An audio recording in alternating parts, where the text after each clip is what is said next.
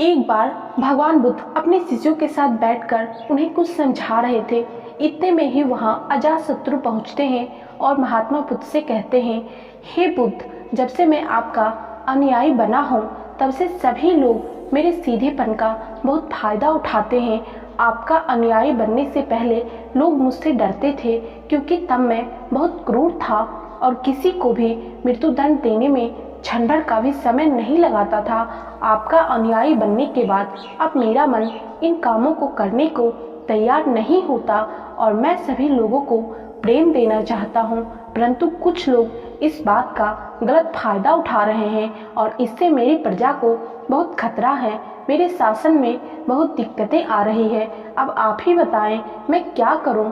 तब महात्मा बुद्ध उसे एक कहानी सुनाते हैं। महात्मा बुद्ध उसे कहते हैं, एक बार एक भिक्षु एक गांव से गुजर रहा था। उस गांव में एक बहुत बड़ा पीपल का वृक्ष था।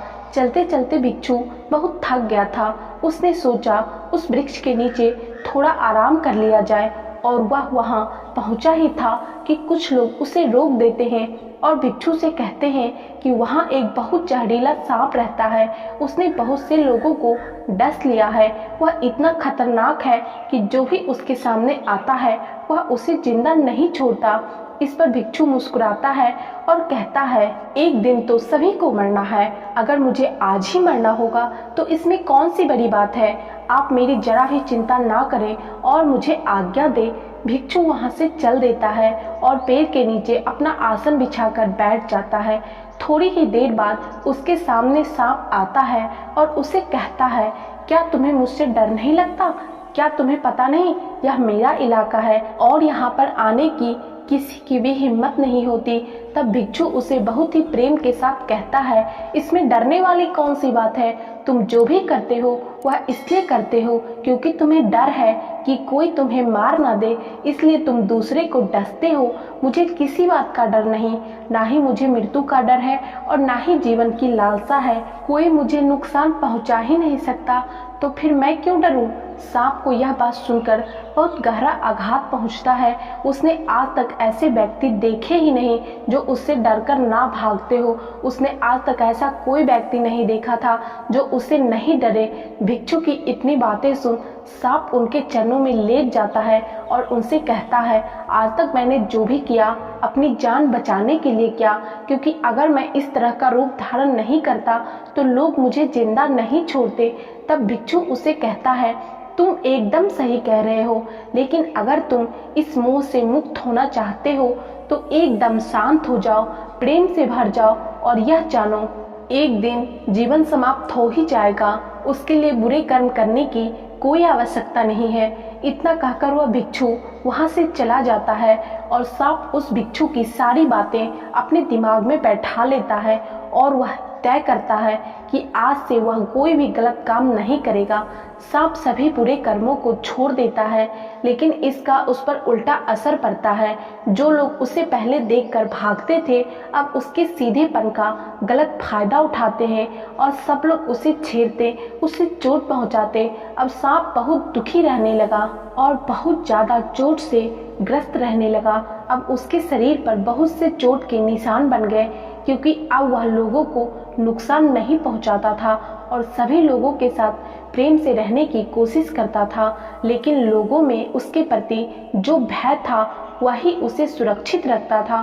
कुछ दिनों बाद वह भिक्षु फिर से उसी पेड़ के नीचे आता है और वहां अपना आसन बिछाकर बैठ जाता है और सांप को देखकर बड़ा आश्चर्यचकित होता है कि पहले सर्प की क्या स्थिति थी, लेकिन अब सर्प की क्या स्थिति हो गई है। और वह उस सर्प के लिए बहुत चिंतित भी होता है और भिक्षु को देखकर सांप कहता है, हे भिक्षु, जब से आपने मुझसे कहा कि मैं शांत हो जाऊं और प्रेम को अपनाऊं, तब से लोगों ने मुझसे बहुत गलत व्यवहार करना शुरू कर दिया, जिससे मुझे जीवन जीने में बहुत कठिनाई हो रही है।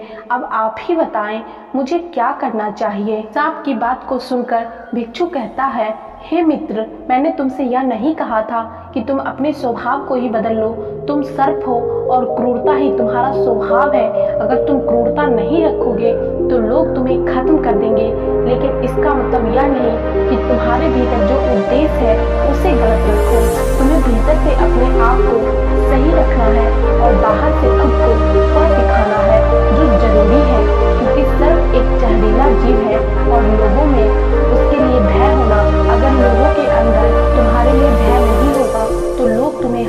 पहुंचाएंगे, लेकिन तुम्हें भीतर से अपने आप को सही रखना है कि तुम्हें किसी को नुकसान नहीं पहुंचाना है, केवल अपना भय बनाए रखना है। महात्मा बुद्ध कहते हैं, तो हे अजातशत्रु, तुम इस कहानी से क्या समझे?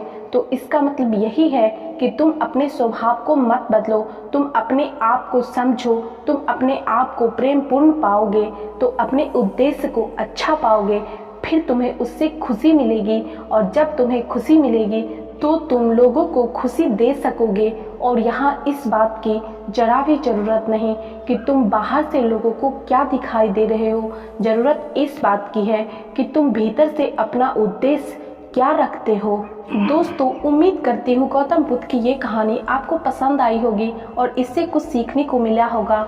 यदि हाँ तो वीडियो को लाइक करके चैनल को सब्सक्राइब करके बेल नोटिफिकेशन जरूर प्रेस कर दीजिएगा, क्योंकि इस चैनल पे आपको इसी तरह के मोटिवेशनल, इंस्पिरेशनल और life changing video life time मिलते रहेंगे।